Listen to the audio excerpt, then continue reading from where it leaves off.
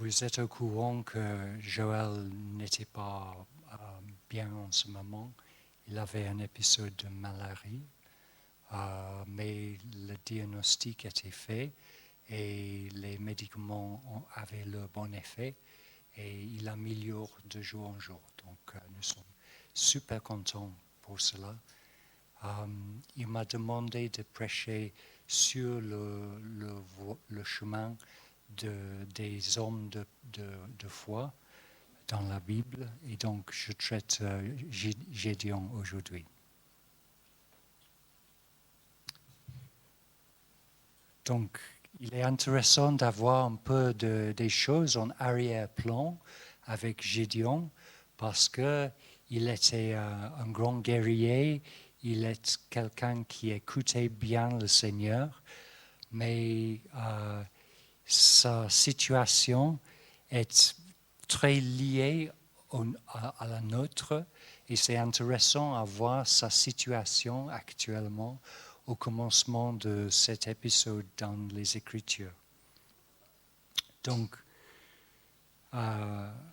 suite à l'action prophétique de Déborah, où elle a attaqué le chef des ennemis de Dieu, et elle a percuté son crâne, et avec la force du Seigneur en elle, il y était une période de paix prolongée suite à cela. Mais malheureusement, le peuple d'Israël recommençait à être désobéissant, voilà, merci, envers le Seigneur. Et ils ont reformé, remodelé, recréé les idoles d'autrefois. Vous vous souvenez que quand le peuple d'Israël est sorti d'Égypte, quand Moïse était sur la montagne, en son absence, le peuple d'Israël a fait un veau d'or et ils ont adoré cette veau d'or et tourné loin du Seigneur. Et plus tard dans le désert, quand ils étaient fins, ils rechonnaient contre le Seigneur et le Seigneur a fait tomber du ciel les petits oiseaux, la viande, et il les amène à un rocher que Moïse a frappé avec son bâton et le rocher a versé de l'eau pour que les gens peuvent boire. Mais c'était dans un esprit ingratitude qu'ils ont fait ces genres de réactions contre le Seigneur. Et dans cette époque, plus tard, avec Gédéon, toute la nation a recommencé à construire les idoles et les mis sur les autres lieux et les adorer. Et ils commencent à pratiquer comme les païens le sacrifice des enfants, ces gens terribles comme cela. Donc,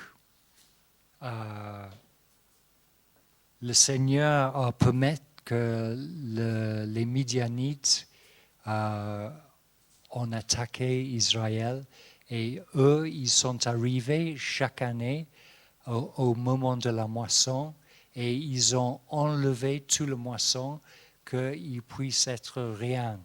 Et ils ont détruit tous les bêtes, les brebis, les taureaux, tout ce que possède le peuple d'Israël. Et finalement, le peuple d'Israël a crié envers Dieu pour les libérer de leurs oppresseurs. Et Gédéon, qui était le fils de Joas, de la famille d'Ebiézer, était dans le pressoir en train de préparer les grains. Nous entendons ici, attends.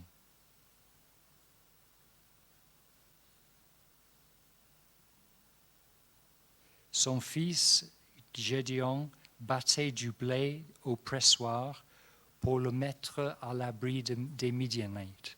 Tu comprends que pour vous qui sont plus un peu francophones, important de signaler que le pressoir, normalement, c'est où les raisins étaient pressés pour faire le vin. Et Gédéon était en train de traiter le blé dans le pressoir pour que les Midianites n'aperçoivent pas qu'il était là avec ses graines et les voler. Donc, l'ange du Seigneur est apparu à côté de Gédéon et il a fait une promesse que le Seigneur va délivrer le peuple d'Israël. Et Gédéon disait, mais si le Seigneur a cette disposition envers nous, comment il peut se passer que les Midianites et les autres tribus aussi nous attaquaient quand nous avons entendu qu'il a nous libérés du peuple d'Égypte, mais nous sommes oppressés, comment ça peut être possible? Et l'ange du Seigneur disait, va avec la force que je te donne pour délivrer ton peuple. Donc, reste attaché à cette phrase parce que c'est important. Comme nous sentons une petite valeur et le rien de rien devant le Seigneur, sachez que le Seigneur est très content de nous utiliser quand nous se sentons faibles, parce que parfois nous sommes plus prêts à écouter quand nous sommes faibles que quand nous sommes forts. Donc voilà, cet épisode avec Gédéon et l'ange. Gédéon demandait à l'ange comment il est possible que lui, Gédéon, sera la figure significative pour cette libération, autant qu'il est dans le clan qui est le plus faible de Manassé et que lui est le plus petit dans sa famille de son père. Et l'ange disait, je serai avec vous. Et Gédéon, il a demandé à l'ange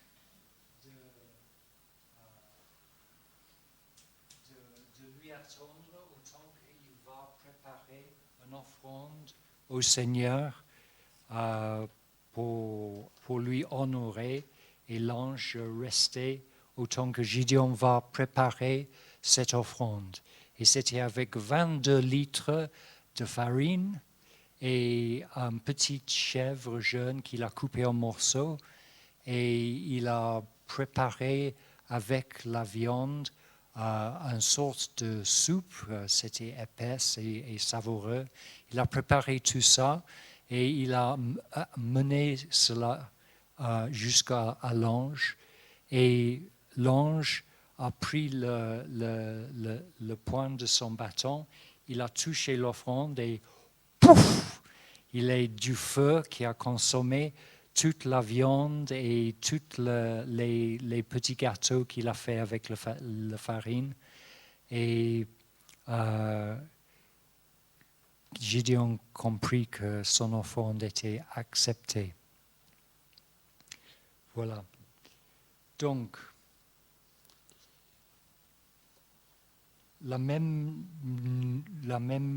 nuit, l'ange lui apparut à Gédéon et il a demandé à Gédéon de démolir l'autel que son père a monté pour glorifier Baal, le dieu des peuples païens dans la terre promise, et de détruire aussi le poteau qui était lié avec le déesse des peuples païens. Et Gédéon a pris 10 hommes de son peuple, de sa famille aussi, pour détruire cet autel. Mais il le faisait à nuit parce qu'il ne voulait pas que les gens seront au courant que c'était lui, parce qu'il avait peur. Donc voilà, ce petit Gédéon qui se craint d'être trop petit, qui maintenant est dans la cachette parce qu'il a peur de la représailles de son peuple. Et les peuples se levaient le matin, ils ont trouvé l'autel de Baal démoli, reconstruit dans un hôtel correctement façonné pour Yahweh. Et ils ont vu que le poteau de la déesse Asherah était mis à terre, cassé. Et ils ont demandé, mais ils se demandaient qui a fait tout cela. Et ils ont discuté entre eux et voir pour les témoins. Et ils ont trouvé, ah oui, d'accord, c'était Gédéon. Et ils ont appelé Joas, le père de Gédéon, et Gédéon lui-même. Et ils ont dit à Joas, appelez ton fils parce qu'il a démoli l'autel et le poteau de nos dieux et il doit payer avec sa vie. Et Joas disait, si Baal est un dieu, il est assez grand pour se défendre. Donc laisse-lui qui appelle à Gédéon avancer pour qu'il peut être tué. Parce que Baal est assez grand pour se défendre lui-même. Et pour cette raison-là, ils ont donné le nom à Gédéon Jérubaal. Et c'est-à-dire laisser Baal agir pour lui-même. C'était le nom donné à Gédéon. Et donc voilà, Gédéon commence à s'engager à l'appel des hommes dans les différentes tribus de son peuple pour y aller à la guerre contre les peuples qui sont dans la terre promise, qui se prosternent devant ces dieux païens. Mais Gédéon a fait un trop bon boulot parce que lui, il a ramassé 32 000 personnes autour de lui et il est avancé en direction de où l'ennemi est rassemblé. Et Dieu disait, attends Gédéon, tu as trop des hommes pour gagner une victoire pour moi. Et c'est un peu bizarre de dire ça. Tu peux imaginer que Gédéon, contre les milliers des païens, il voulait avoir une force suffisamment costaud pour les combattre. Mais non, Dieu disait, si vous gagnez, ça risque que les peuples d'Israël diront que ce n'est pas notre propre force que nous avons fait la défaite de ces peuples. Et donc, Dieu disait, vous devez être d'être moins. Et il demandait à Gédéon à dire au peuple d'Israël, laissez eux qui ont peur et qui tremblent reprendre leur maison. Et donc, triste à croire, mais 20 000 personnes ont repris leur maison. Quelle honte, mais voilà, c'était comme ça. Et Dieu, il regardait les 12 000 personnes qui sont laissées et il disait à Gédéon, non, encore c'est trop nombreux. Et donc, je vous aide, Gédéon, à cerner les bonnes personnes pour cette campagne militaire et combien. Et Gédéon, il communiquait à Gédéon, le stratège, et Gédéon invitait tous ces hommes à s'installer à côté de l'eau, de la rivière Jourdain, et ils ont soif. Et Gédéon disait aux hommes, bois de ces eaux et va voir qu'est-ce que le Seigneur dira. Et Gédéon et les Israélites, ils se rassemblent aux eaux, et il y en a les hommes qui prennent l'eau d'une position debout, ils ont pris de l'eau et ils ont lappé l'eau comme les chiens qui boivent l'eau. Et voilà, il y en a les hommes qui faisaient comme ça. Les autres hommes, la plupart, s'installaient à genoux à côté des eaux, et ils se penchaient et ils boivent directement de l'eau. Et le Seigneur disait, voici les uns qui sont debout, qui boivent de leurs mains, que je choisis pour être les guerriers qui battent pour moi aujourd'hui. À votre avis, pourquoi le Seigneur a fait cette distinction? Pourquoi il a demandé aux Israélites qui restaient debout avec leurs mains pour boire, plutôt que de se mettre aux genoux? Est-ce que quelqu'un connaît l'histoire? Non.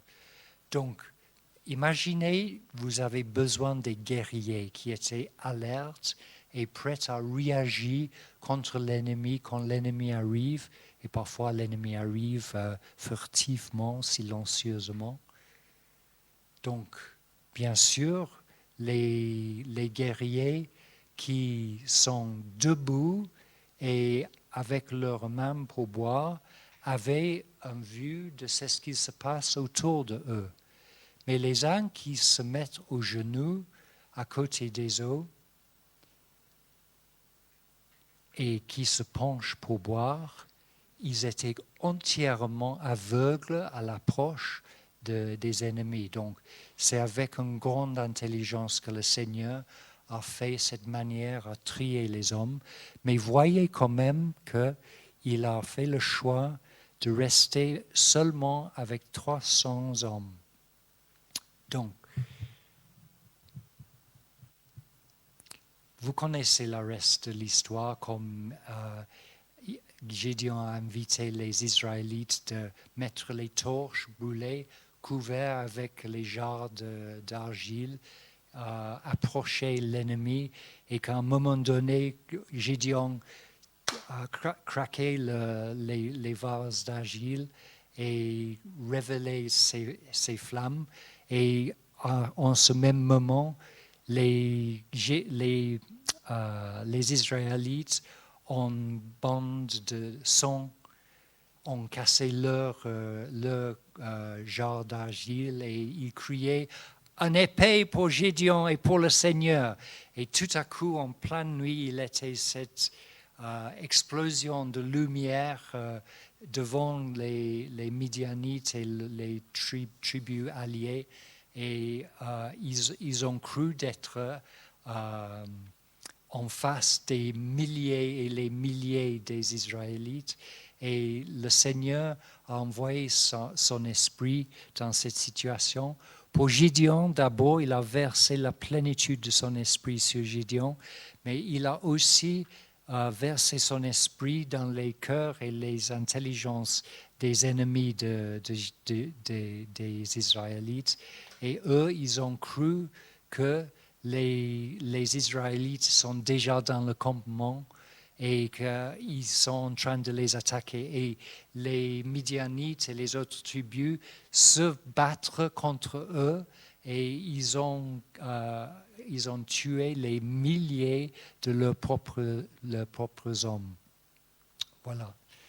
Donc, l'histoire continue. Gédéon a poursuivi les ennemis d'Israël avec tous ces hommes, et il fait appel aux autres tribus israélites maintenant de rejoindre la guerre.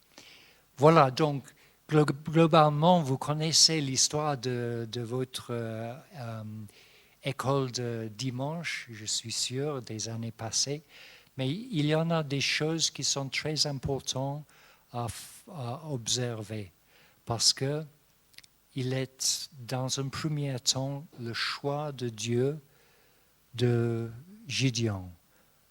Vous avez remarqué sa réaction quand le Seigneur a lui demandé à y aller, lui battre pour lui. Il disait, je suis dans la plus petite famille et je suis le plus petit dans ma famille. Effectivement, je suis un nul. Et l'ange disait, va dans la force que tu as. Et donc ça, c'est très important parce que ce matin, je présenterai au nom du Seigneur certains de tes propres faiblesses devant le Seigneur. Et je le fais en toute humilité, tu verras ça dans quelques instants. Mais le Seigneur voudra que nous sommes conscients de nos forces, nos dons en lui, mais aussi nos limitations et nos faiblesses. Pour être efficaces, nous devons être très conscients à quel point nous sommes dépendants du Seigneur. Même les pasteurs peuvent être malades. Hein? Voilà. Donc, pas que nous voudrions cela. Donc, pour être encouragé, Dieu a envoyé Gédéon jusqu'aux encampements des Midianites quand ils étaient en train de reposer avant le matin et la guerre. Et Dieu disait à Gédéon, allez, va et sois à l'écoute des Midianites à leur camp. Et il se positionne avec son serviteur Pura, juste dans les buissons à côté du campement des ennemis d'Israël. Et ils entendent un des Midianites en train de raconter à un autre un rêve qu'il avait cette nuit. Et cette nuit, il disait, j'ai rêvé d'un grand morceau du pain, un grand rouleau du pain qui vient rouler dans l'encampement de nous et il a écrasé mon tente. Et Gédéon, nous entendons, se prosterna envers Dieu en ce moment. Donc, en pleine guerre, juste à côté de l'ennemi, Gédéon se laissait mouvementer par l'action de Dieu, par la révélation de cette rêve qui est dans ses ennemis, excusez-moi. Et c'était un wow moment pour Gédéon. Il était dans le crainte du Seigneur à voir son action et sa promesse à travers l'ennemi même. Et il se lève et il a couru envers son propre peuple avec son serviteur et ils ont préparé pour l'attaque et ils ont attaqué et nous avons entendu le reste. Donc, qu'est-ce que tu entends dans le cœur de Gédéon? Quelle sorte d'homme était-il qu'il se procédait dans cette manière? Qu'est-ce qu'il est l'attitude de cœur de Gédéon?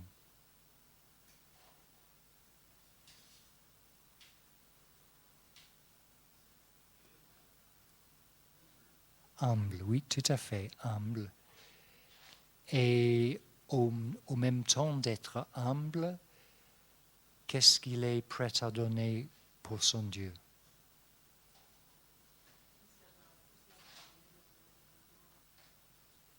Un peu plus fort, s'il te plaît. Tout à fait. Il était 100% à Dieu. Et nous pouvons entendre, même aujourd'hui, certaines personnes qui sont façonnées par les années de suite au Seigneur, les personnes qui sont entièrement dévouées au Seigneur et qui voudront donner tout de ce qu'ils sont à Dieu. Et telle est la sorte d'homme qui est Gédéon. Et dans les siècles des disciples du Seigneur Jésus et de notre Dieu Père, Fils et Saint-Esprit, il y était les saints qui avaient ce genre d'amour et dévouement envers le Seigneur. Et l'un de ces personnes était un homme qui s'appelle Saint Jean de la Croix. Et Saint Jean de la Croix disait, tu ne peux pas diviser le camembert en morceaux par rapport à ton Dieu. Bon, il n'a pas dit utiliser le camembert, mais tu comprends, c'est ce que je dis. Il y a un grand pourcentage d'amour que nous pouvons avoir dans notre vie pour le Seigneur. Imaginons 88% de moi est entièrement dévoué au Seigneur. Je garde un petit 18% pour les chevaux, ou pour ma femme, ou pour le foot, ou n'importe quoi. Mais nous pouvons avoir une vraie adoration, un vrai dévouement pour quelque chose dans notre vie qui est rien en comparaison avec Dieu. Il est une toute petite chose, le rien de rien. Mais Saint Jean de la Croix disait non, il est un simple choix.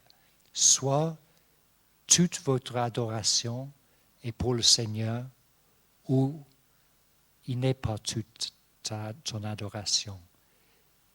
Soit tu es un homme ou une femme entière, ou tu es un homme ou une femme divisé en toi.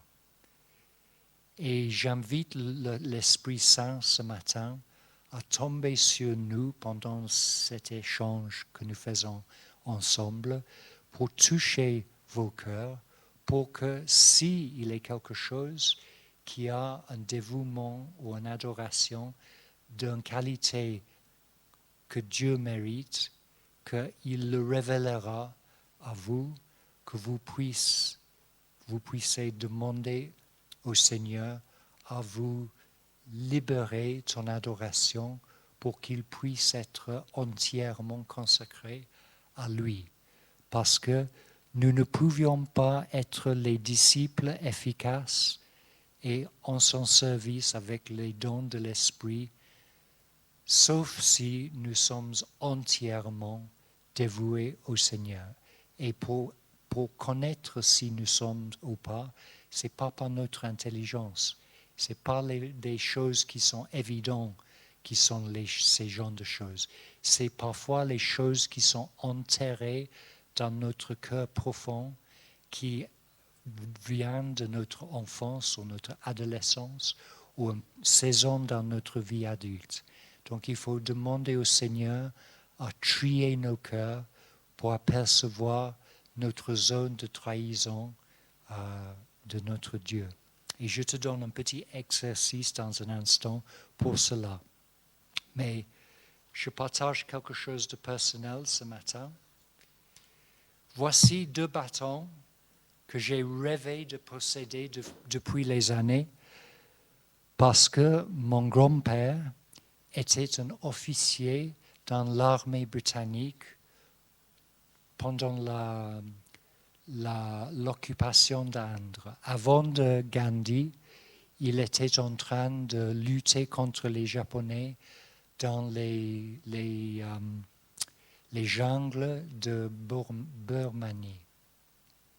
Et il avait ces 2 bâtons en signe d'autorité. Et en temps de faire une inspection des hommes, ils mettent sa bâton comme ça, et il se dresse devant eux, il regarde, soldat, voilà, tout ça. Et il avait l'autorité de demander l'attention entière de ces hommes. Il y a un dévouement, un peu religieux parfois pour certains actes. Et aujourd'hui, je partage avec vous que pour moi, j'ai attendu à recevoir dans l'éventualité des choses ces symboles de son masculinité. Parce que ça, ce sont ces bâtons d'officier dans l'armée et c'était un signe pour moi de son autorité à la fois installée par l'armée et à la fois de l'intérieur de lui-même. Il avait une autodiscipline et une formation et un cœur qui est vraiment enraciné dans les dimensions masculines en lui. Vous, mesdames, vous serez très contents à savoir qu'il avait le féminin en lui aussi et il était quelqu'un qui pouvait trouver la patience de parler avec n'importe laquelle personne. Les personnes qui conduisent les camions, la personne qui balayait les rues, les personnes de haute importance, n'importe lequel, il avait l'humilité et la sensibilité à voir les échanges avec les gens et les gens prennent plaisir à bavarder avec lui devant sa maison pendant sa retraite. Mais, quand même, les bâtons. Est-ce qu'il y a quelque chose qui pouvait être de trop dans mon attachement à ces symboles? Dis-moi. De trop, merci. Oui, tu peux dire un peu plus? Guy? Oui, tout à fait. Effectivement, ça, c'était ma 18% de dévouement religieux envers les objets. Vous avez un attachement pour ces symboles qui représentaient un peu votre père et Oui. qui est devenu important dans votre vie? Oui, tout à fait. Mais c'était mon père qui a rééquilibré les choses. Quelques années avant sa mort, j'ai parlé de mon grand-père avec lui et je disais, qu'est-ce que tu en penses de notre grand-père qui était dans l'armée? Et il disait, il passait sa vie en train de tuer les gens.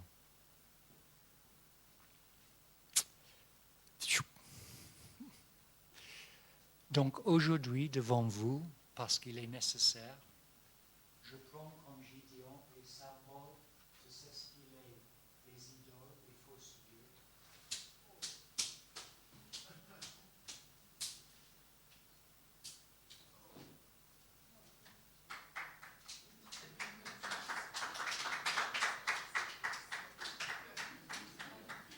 Est-ce que quelqu'un peut m'aider pour la deuxième? C'est gentil, jeune homme, mais je crois que j'ai besoin d'un adulte. Excusez-moi. Hein. Merci. Merci.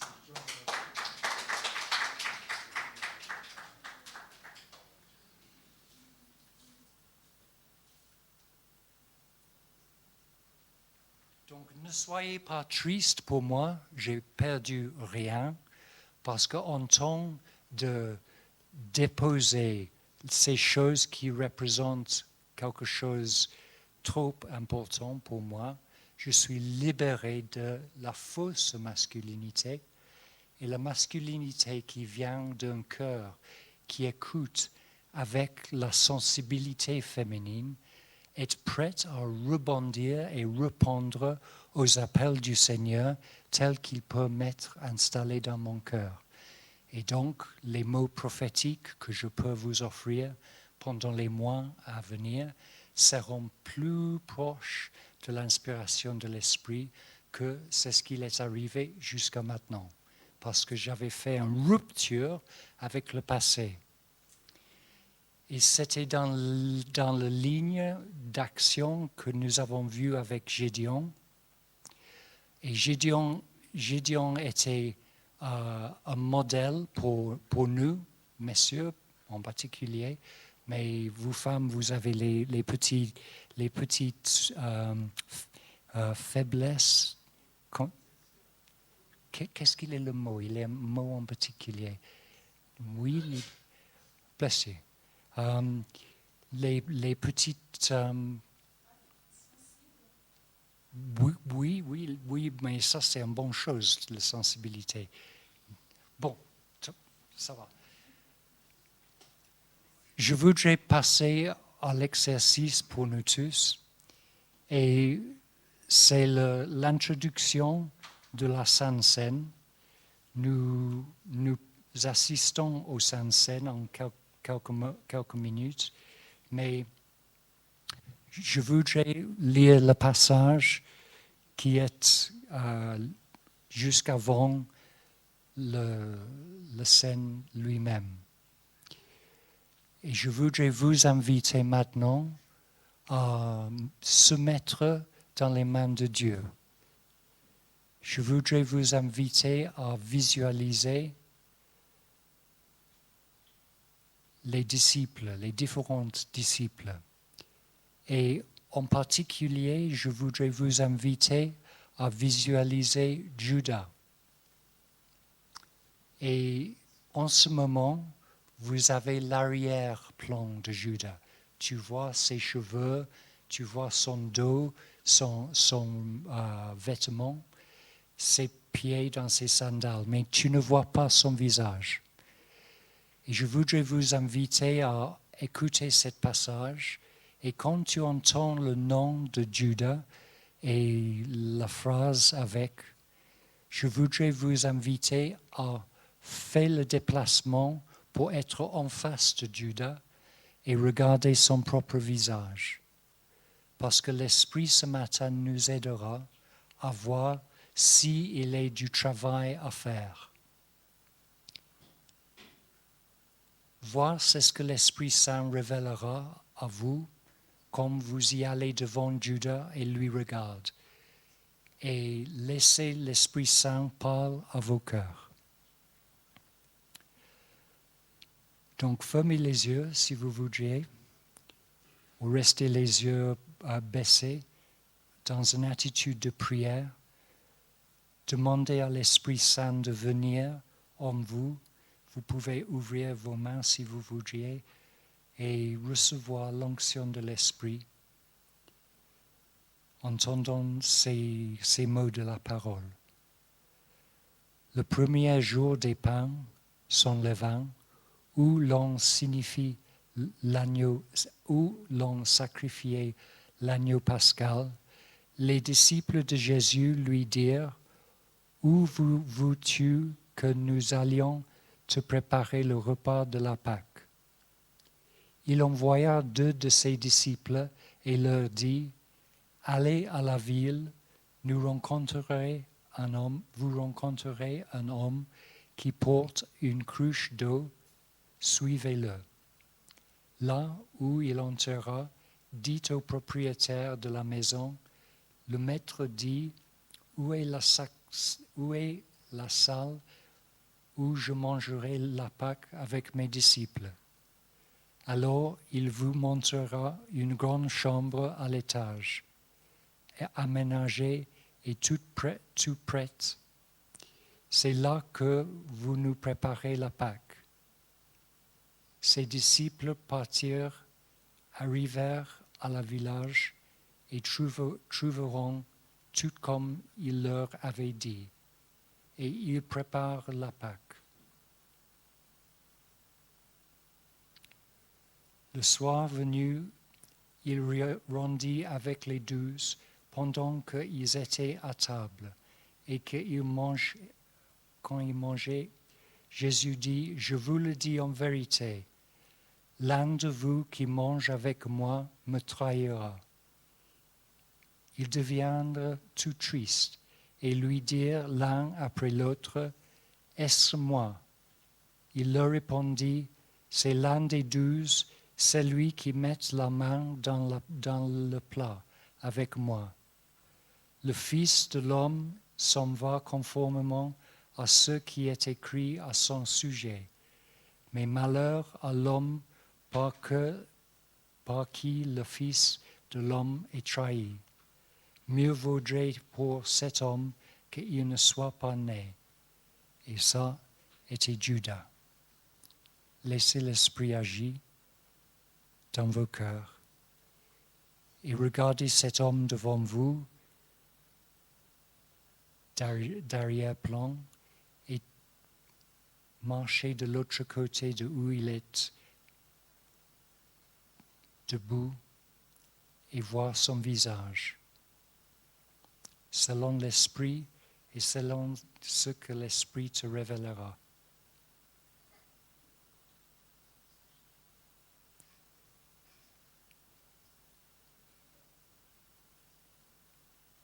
Merci Seigneur. Amen.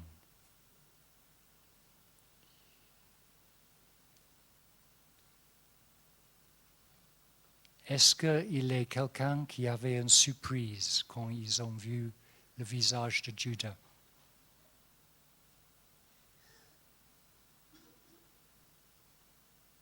Non?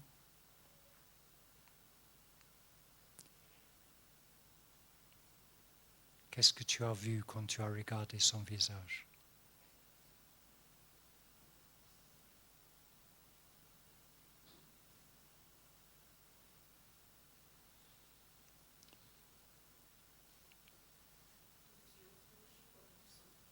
Pardon.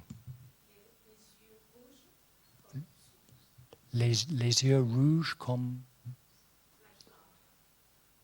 fly plant. Yes? Oh, with blood. Okay. Yeah. So his eyes with blood.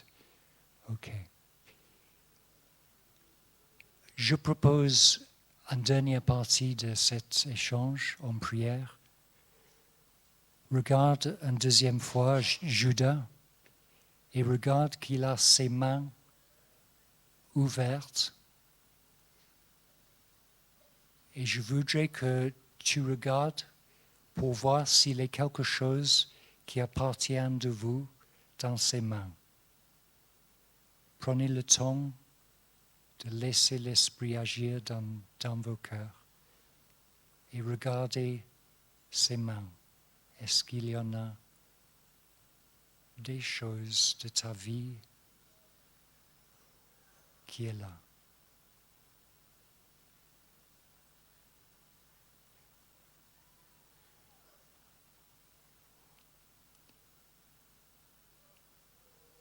Donc je te laisse avec cette question parce qu'il est possible, le Seigneur a déjà révélé quelque chose dans tes mains, mais il est aussi possible que dans les jours à venir, il se révélera. L'important, c'est de laisser l'Esprit agir parce qu'il est une partie de nous tous qui est comme Judas, qui trahit assez quotidiennement le Seigneur dans nos pensées, dans nos attachements, dans nos actions parfois furtives, les yeux qui ne voient pas qu'est-ce que la main droite est en train de faire. Laissez le Seigneur travailler vos cœurs pour apercevoir ce que le Seigneur veut balayer de vos cœurs et d'installer quelque chose de ses qualités en lui pour son service parmi son peuple et pour les gens autour de nous en temps d'Église. Qu'il sera glorifié dans nos vies ensemble. Au nom de Jésus. Amen. Nous passerons à la Sainte Seine, j'espère. J'avais mis un morceau de papier dans le bon endroit. Voilà. Je l'ai.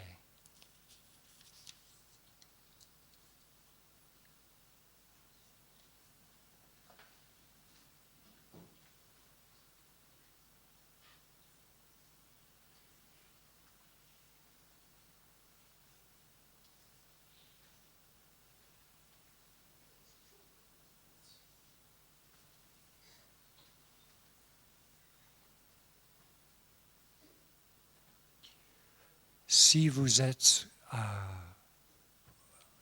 un disciple du Christ, si tu as donné ta vie à Jésus, vous êtes bienvenu à recevoir à notre table le pain et le vin, ou le jus de raisin actuellement.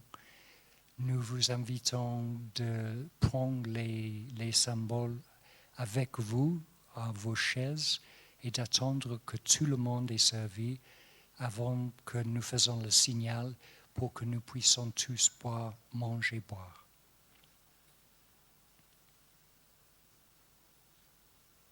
Et normalement, les couples ou les familles approchent la table ensemble. Ça, ce n'est pas une règle dure, c'est une opportunité si vous le voudriez.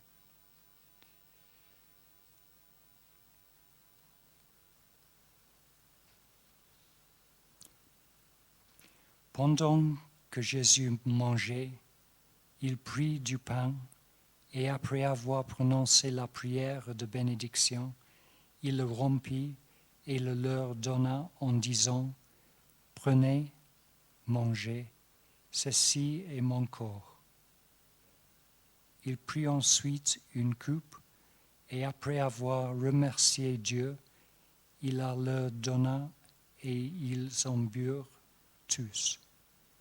Il leur dit, « Ceci est mon sang, le sang de la nouvelle alliance, qui est versé pour beaucoup. Je vous le dis en vérité, je ne boirai plus jamais du fruit de la vigne jusqu'au jour où je le boirai nouveau dans le royaume de Dieu. »